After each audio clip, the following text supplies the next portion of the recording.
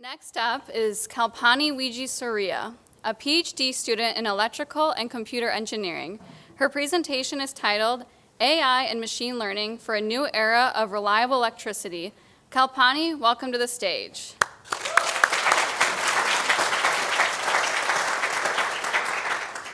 Okay, let me take all of you back to September 27th in 2015. I was in Sri Lanka back then, and if you're wondering where Sri Lanka is located, feel free to use this map to locate it.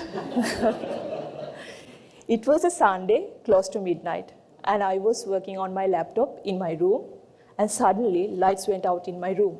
Then I noticed I lost my internet connection as well. Then I looked through the window and noticed that there's no lights in any house on the street. Later, I learned that it was an island-wide power outage. This is why I wanted to find out more ways that we can improve the performance of the power grid. First, know that power grid is like a highway system that connects two cities. It will connect power generation to the consumers. I think at least once in your life, you might have faced a power outage, most probably due to a winter storm or a lightning strike.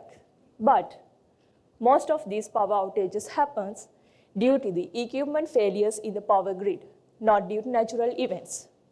And these power outages will become more common as we expand the grid to meet more increasing demand and also integrate green energy sources like wind and solar. This is why now we are turning into modern technologies like artificial intelligence and machine learning. But when we are using these technologies, there is a cycle we are working on. Once we identify the problem, our next step will be generating data to develop an algorithm that will address the identified problem. But power system is very sensitive and a critical system. Of course, we don't want to run experiments on the actual grid. That is why in my research, I'm developing a simulator that will be able to generate data to develop the algorithm. What you are seeing here is a very small version of an actual power grid with 14 connection points. I'm using this system as well as systems with more than 100 connection points in my simulator. And of course, I do a lot of coding. So you might be wondering, aren't there any simulators in the world already? Of course, there are.